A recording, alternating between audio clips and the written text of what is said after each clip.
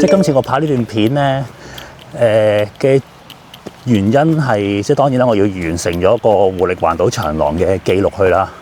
另外就係因為佢個入口實在太唔清晰，冇任何指示，佢官方 post 出嚟咧，亦都冇好講話俾你聽應該點樣去銜接呢個赤柱同埋呢一個老虎山引水道啊。相片唔多，希望我呢段片可以幫到一啲想行活力環島長廊嘅人咧，可以補完翻佢哋唔知嘅路線咯。呢個係我今次拍片嘅目的啊！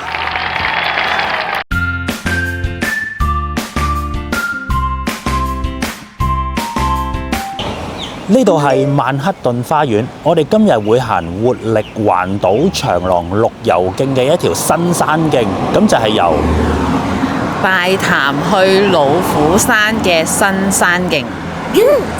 點樣可以嚟到曼克頓花園呢？可以喺呢個西灣河站搭14號嘅城巴，然之後喺美國會所呢個巴士站落車啦。咁呢度咧就會係曼克頓嘅花園噶啦。今日呢段全新嘅手作報道咧，真係超新啊！咁因為咧政府完咗工之後咧，咁佢嘅公告時間咧就係2026年嘅4月22號啊。咁咧即係幾日前嘅事啦。咁呢段路咧咁嘅新到咧，我認知中咧就係喺我嘅所有有資訊嘅地圖入邊咧，都係顯示唔到呢條路噶。咁所以咧，我下邊 post 嘅 GPX 嘅路線咧，係我用 freehand 去畫出嚟嘅咋。咁所以咧，大家如果想要精準嘅路線嘅話咧，咁啊要留翻佢日後官方 post 出嚟嘅為準啦。OK。咁啊，先講翻我哋今日行嘅由大潭至到呢個老虎山嘅新山徑先啦。咁啊，係活力環島長廊嘅其中一部分嚟嘅。咁至於咩係活力環島長廊呢？咁而家咧就由我簡單去講解一下先啦。That's good。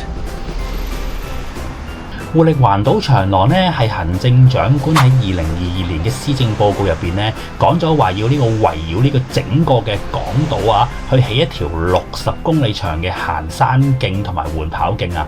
咁整條嘅活力環島長廊咧，主要係由5條嘅主題路徑去組合而成嘅。咁分別就有直下徑、如意徑、晴沙徑、維港徑，同埋我哋今日會行嘅綠遊徑。咁而我今日行嘅大潭至到老虎山嘅新山徑呢，咁只係綠遊徑嘅一小部分嚟嘅啫。咁因為呢，我喺官方嘅網站嘅地圖呢，咁整條嘅綠遊徑呢，其實就好長嘅。咁應該咧就會係由呢個美國嘅會所啦，去到筲箕灣嘅香港海防博物館嘅。咁中間呢，仲要經過埋龍脊嘅。咁所以呢，我哋今日行嘅呢，真係一小部分嘅綠遊徑嚟嘅咋。哦。咁點解咁短我都要去拍呢？咁主要咧，因為整條嘅活力環島長廊咧，大部分咧嘅路咧已經係存在噶啦，一直都有嘅。咁政府咧只係咧將佢駁埋啦，同埋有啲咧會重新再去鋪過出嚟嘅。咁而今日呢一段路仔咧，就真係全新100% 去打造出嚟噶啦。出發之前咧，就幫自己去買翻個廣告先啊！咁如果咧大家想去了解多啲咩叫活力環島長廊嘅路況嘅話咧，咁可以 click 我上方嗰條 link 嘅，咁就係晴沙徑同埋直下徑。咁尤其是晴沙徑嗰段路啊，咁都係全新鋪過嘅，咁而且個風景咧係好靚噶。咁啊，大家記得 click 嚟睇咯。最重要咧就係訂閱我呢個頻道啊，因為咧除咗呢個活力環島長廊嘅系列之外咧，仲有呢個半億工程啦、香港四極遊啦，同埋4徑全走嘅介紹等等嘅。當然啦，仲有其他行山路線嘅介紹嘅，咁所以大家記得 CLSS 噶咯。今日嘅路線咧就非常之短啊，咁我嘅終點咧咁啊只會係去到呢個大潭篤水塘，咁咧而整條線呢個水平距離咧只係得2.2公里啊。極度之輕鬆嘅路線嚟嘅。正式出發，報翻個天氣先。天文台嘅預報係21度至到25度，天氣有啲熱嘅，行山記得帶翻多啲水咯。第一個點就係曼克頓花園去到呢個大潭嘅污水泵房啊。咁水平距離咧得180米嘅啫，真係前邊嘅意思即係馬路嘅位置行2步就到啦，真係行2步就到㗎咋。好啦，咁我哋過去啦。入口咧就係我正前方嘅位置啦，整就係呢個泵房嘅呢個位。咦，係咪真係有條路嘅咧？真嘅喎，有條路嘅喎，就係呢一條隱蔽到唔隱蔽嘅全新山徑啦。咁啊，我下一個點咧就已經係老虎山嘅引水道啦，即係話咧，我將會行呢一條連呢一個地圖都冇嘅路啊。咁啊，政府就新開闢咗出嚟啊。咁呢條路總共有幾長咧？250米左右啦。因為嗱，始終講多次先，因為我真係揾唔到佢有任何嘅 GPX 啊或者生嘢嘅路線。咁但係我係自己畫出嚟嘅啫，而家個 GPX 嗰個嘅路啊，所以咧希望佢之後官方會即係 post 翻出嚟啦。好啦，真係落啦嗱，咁咧講翻先啦，嗱，泵房就喺呢一度，咁喺呢度呢個位有樓梯落嘅，嗱，工整嘅，非常之工整嘅，咁行落去咯喎。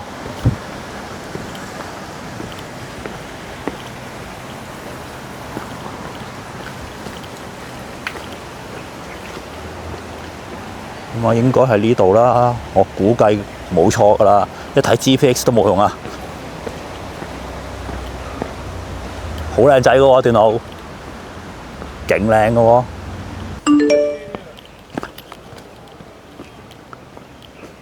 跟住要上樓梯嘅，基礎樓梯咁啦。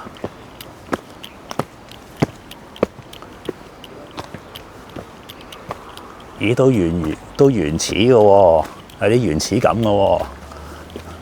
咁啊，小心啲行啊，因為今日即係朝頭早有啲雨粉，所以呢啲路係變咗係有啲跣嘅。啊，感覺攀升嘅，完全係攀升嘅，因為老虎山嗰個引水道都係一啲高位，要開闢呢啲路都應該有啲難度嘅喎，感覺到係有啲難度嘅喎。嗱，冇晒樓梯啦，感覺到段路開始難行啦，就見到啲咁樣嘅狀況嘅。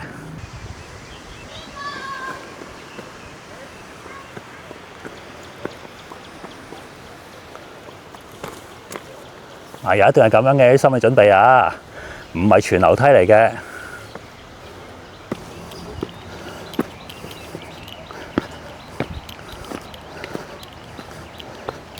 都唔難行嘅。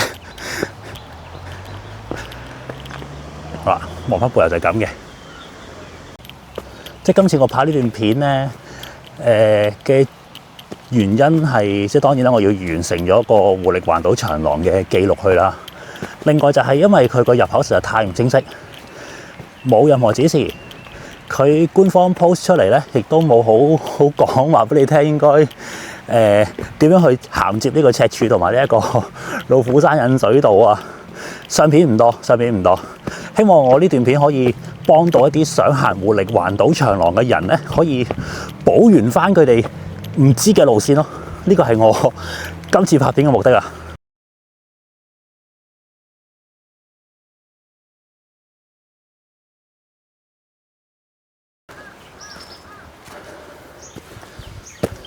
真係好快，我哋已經出到嚟呢個老虎山嘅引水道啦，就係呢個位啦。講翻清楚呢個入口位先啊，出口位啦嚇，當出口位啦，就係咁啊。呢度有絲帶嘅喎，好啦，咁我哋就行完呢一條灰路啦，一啲都唔灰，亦都係唔似爆出嚟嘅，可能以前都有都唔頂咁樣啦。好啦，咁我哋就行呢個方向，剛剛就呢個上嚟啦。如果我哋一出到嚟咧，左右兩邊方向咧，如果我哋轉左嘅話咧，就會翻去馬崗山喎。係啊，翻去馬崗山嘅可以去，即係去翻衛勝徑入口嗰邊啊。不過好遠嘅，好遠嘅。咁啊，我哋而家就右邊啦。咁下個點咧，終點啊，我拍片嘅終點唔代表我完啊。拍片嘅終點就係呢個大潭篤水塘。咁由呢度過到咧，水平距離1.8公里，亦都係老虎坑嘅引水道。呢條引水道我相信都係屬於偏冷門嘅。咁啊，佢希望有呢個活力環島長廊嘅加持之後咧，多啲人嚟行下啦，整下佢啦咁啦。好，咁啊，簡單過埋去呢一個大潭篤水塘啦。我哋行緊呢條就係老虎山引水道啦。咁啊，講翻就係頭先嗰段新起嗰段路唔難行嘅。咁雖然佢係無地圖冇路啦，但係唔會有分岔路，一條直線。石搭樓梯係鋪好，手作步道。咁有啲冇鋪到啦，咁但係嗰啲波板石佢都鋪唔到，但係上落冇問題，絕對係冇問題。咁呢段路我覺得當佢已經完成咗㗎啦。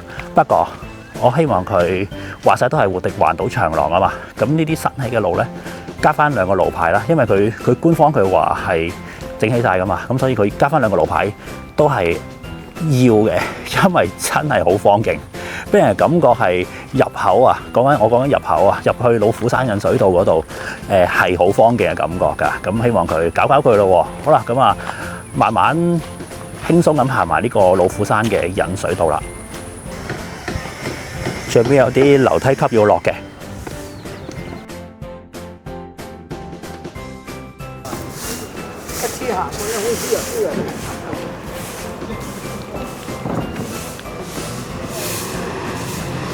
就係呢條路翻落嚟啦，嚟到大潭篤水塘，總結翻段路，今日一共行咗2.5公里，煲人嘅時間呢1個鐘頭就搞掂噶啦，總時間呢個半鐘頭呢乜都行得完噶啦，連埋個放行趴啦。咁咧嗱，呢段呢由大潭至到老虎山新起嘅路線呢，咁啊完全唔難行嘅。咁如果冇咗呢條路呢，要由呢個赤柱去到大潭篤水塘呢，咁咧就要經呢一個衛徑嘅起點啦，咁或者去呢個大潭道咧先至可以去到啊，咁啊都比較麻煩嘅。所以呢段路咧嘅生存價值咧喺呢個活力環島長廊嘅綠油徑嚟講咧非常之重要㗎。咁以我所知咧，其實呢個綠油徑啊，即係新起嘅路咧，都將會有多另外嘅2條路線嘅。咁我上網睇過咧，就佢都未完成，即係仲係喺度計劃啊，同埋喺度籌備中。咁一完成嘅話呢，我就會即刻拍片俾大家睇㗎啦。好啦，今集嚟到呢一度，多謝大家收睇，我哋下集見，拜拜。